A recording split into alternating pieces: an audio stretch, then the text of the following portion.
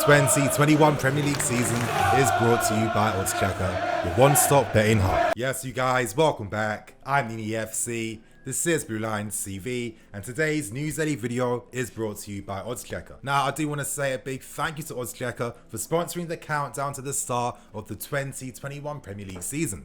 They really are your one-stop betting hub, and the main reason for that, you guys, is that OddsChecker is basically like your Deliveroos.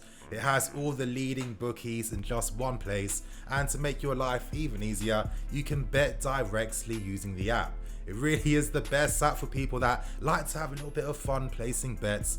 And right now, OddsChecker have us at about 8-1 odds to be leading the Premier League table this time come Christmas. So it does seem like, based on all the absolute ridiculous signings we've made, and we are still to make as well, I will not be surprised if we find ourselves very high up the table come next season, you guys. So if this sounds like your cup of tea, go to the description, download the app, and remember, to download the app, you have to be 18 plus first. Now we start things with the first breaking massive story today, and that's centered around Edouard Mendy, the goalkeeper that is destined to become another signing in this window. Now, throughout the day, you guys, every single notable journalist, from your Fabrizio Romanos to your Damasio's to your Nazar Cancelas, your Simon Johnsons, etc., etc., they all released the same news at the same time, and that's the fact that we have agreed and had a bid accepted from Rennes to sign Edouard Mendy. Now, at this point in time, the agreed fee is around £20.4 million, and you know what? This is another massive win, a big fat W for Marina, because from the start, our maximum budget to sign Mendy was set at around 20 million. He falls right in line, and we are signing a goalkeeper that is going to give us some quality competition alongside Kepa for next season. Now, early this afternoon, Mendy said his goodbyes to the good people at Rennes. The president came out and he was like, you know what? We can't hold him back. If a club like Chelsea are coming in for one of our players, we have to let him move on, progress, and improve his career. This meant that Mendy left Rennes, and he took a flight to London today, where he is set to complete his medical before the official announcement in the next few days. Now, I'm going to give you guys my thoughts and opinions, and straight away, I think that the battle between Kepa and Mendy for next season is going to be a massive one, and it's going to be a talking point that's going to be spoken about throughout the entire season. Now, I was telling you guys previously that I was hearing some little bits and details from back in the day suggesting that the plan with using two goalkeepers for next season was to have one goalkeeper being the main domestic goalkeeper, and the other goalkeeper getting the remaining minutes playing in cup games and European games as well. So in that sense, if I was to decide who was going to be my domestic keeper and my international goalkeeper, I'd have Mendy as my domestic one, because of course in the Premier League there's so many big, physical, strong teams, and we need a commanding figure between the goalposts. It's really that simple. And when it comes to my European games, I would use Kepa. And the main reason for that is that the physicality in Europe is not the same as the Premier League, and if you are still hoping to make money by selling Kepa, you have to boost his profile, and the only way to do that is to give him minutes. So in that sense, it comes down to what are the safest minutes to give Kepa. And personally, I think the group stages and your Carabao Cup games, FA Cup games could be the main ones to hopefully give Kepa the opportunity to just grow, improve, and potentially even fight for his place to remain at this club. Now, what's really interesting is that right now, when we complete the signing of Mendy, he will become the official well-record fee paid for a goalkeeper from Ligue 1. Now, what's really interesting on top of that, you guys, is the fact that with Mendy and his 20.4 million agreement, he becomes the most expensive goalkeeper in Ligue 1 history. Now, yeah, I know they've had so many great goalkeepers over the years, but it's not like they've been sold and, garnered so much money. So for Rennes, this is a big win. They signed him for barely anything last season. They're getting a massive profit for him, and they can use the remaining funds to reinvest back in their team. But still though, you guys, Mendy is set to become our player. How do you feel about him? Make sure you comment below. Would you have preferred different goalkeepers instead? Let us all know below, you guys. And now we move on to the second story today, and that's in regards to Declan Rice. Now, once Mendy is signed officially and announced, the next big player we are going to make a move for is going to be Declan Rice from West Ham. Now, the only stumbling block at this point in time is that it seems like West Ham are not willing to play ball. they are still adamant that if you want to sign him, you have to pay £80 million to take him from us. And with that price, it's absolutely ridiculous. No one will ever sign him for that price at all. And it gets you thinking, are West Ham maybe being a bit too drastic? For me, let's say that Rice even stayed there. Is Rice enough to improve the team? I don't think so. Right now, the final signing we want to make after Mendy is signing a CDM. So in the case of Declan Rice, he has the possibility to play as a CDM and also as a centre-back too. And most importantly, he is a very vocal player.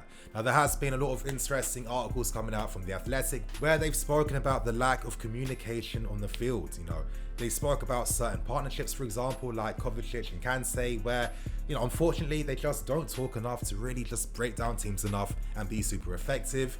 It's like every different midfield combination. It's kind of like every single midfield combination has its big fault, but signing a Declan Rice goes a really long way in closing up those faults. Now, I'm always saying it, but potentially maybe Rice might have to be a bit more vocal, similar to Ben Chilwell, where he told the Leicester City board and manager, listen, I'm not happy, there's no European football, I want to go, I want to sign for Chelsea, that's the club I want, and due to that, he was able to force his will. Will Declan Rice do that? I'm not too sure, but even if he didn't, I wouldn't hold that against him. If anything, I think it's quite nice that in modern day football, a young guy at like 21, 20 years old has the principles where he's like, you know what, I got too much respect for this club. They gave me an opportunity when Chelsea discarded me. They made me a Premier League football player. They gave me the opportunities to get minutes here too. So, I fully understand that and I fully respect that. Right now, we have about 3.5 weeks to get a big deal done, and over the next 3 weeks, we have to get rid of players. I mean, we have a massive squad right now, a squad that's absolutely stacked, and if we maintain the same squad, you can imagine that there's going to be so many negative influences and so many upset players due to the lack of game time that they gain. So it's going to be very interesting to see what type of business we do.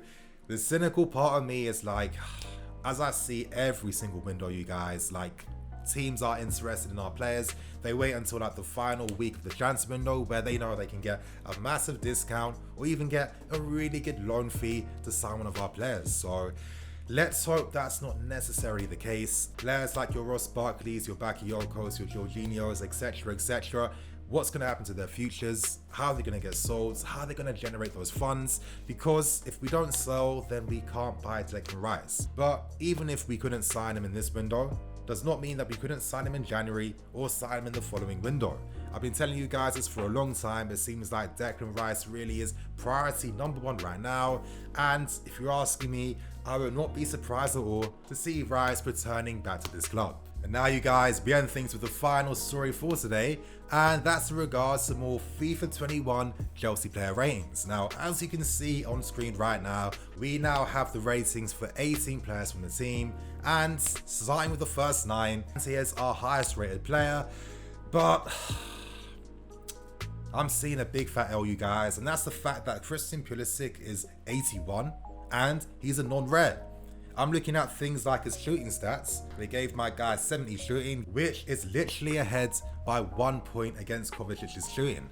It gets me thinking, do people at EA really watch the game? Do they really just break down the stats? Because Kova barely ever scores, yet his shooting is literally -1 ahead of Pulisic's. Makes no sense at all, you guys. I'm a bit disappointed because, as fans, we want to buy every new edition of the game to get a very accurate representation of our players, the team, etc. So when you see, methods like this, where for me, I feel like they've been purposely downgraded, because I can imagine that EA are going to be even crazier than last FIFA 20 and just go absolutely crazy with the monetization, the special cards, etc. Which is quite disappointing, you guys. But to move on, we end with the final 9 players and some more big fat L's. Now, Ben Chilwell, yes, 81 rated. Okay, I personally would have given him at least an 82, and he would have been a rare player. It surprises me that Marcos Alonso is a rare player, even though realistically next season he won't play as much, and he has been on the decline for the previous seasons. I don't know how he's got a rare card and Ben doesn't, but on top of that, how does Ben only have 76 pace? Like, honestly, that is such a massive mistake to make. Ben is one of the fastest fullbacks in the Premier League. One of the main reasons why we signed him was due to his pace, and you're giving him 76. It doesn't make any sense at all, you guys. Obviously seeing that some boosted stats for Mason Mount, I mean only 80. I was expecting at least 82. Kurt Zuma, our best defender last season, literally doesn't get any upgrades whatsoever. Eternally underrated, eternally just dismissed. You know, certain players just get forgotten about, I guess. And on top of that, yes, Ruben, of course, he goes down. Barkley, Christensen, Giroud. I mean, they could have given Giroud at least 80 plus shooting. I mean, come on. And physical at 77. I feel like this game is already getting on people's nerves right now. Obviously, seeing what people are saying on social media, no one is happy, no one is impressed. You guys who are watching this, what do you think? Do you think that all of us are just being absolute nerds that should get a life and should not care about stupid points in a video game? If that's your thoughts and opinions, let us know below. But you guys, on that note, I'm actually going to wrap things up now and keep things moving. Thank you for watching. This video you're seeing now is the second recording I made for the same video. I had the most evil bug and error where my audio file from Audacity it crashed. It just, I don't know what the hell happened. It wasn't working, audio wasn't coming out from it, and I had to do every single thing again. So, story of my life, you guys. That's the struggle of being a YouTuber sometimes. But anyway, on that point, I'm gonna go. I'm NiniFC. This is Blue Lions TV. I'll catch you guys later with some more videos.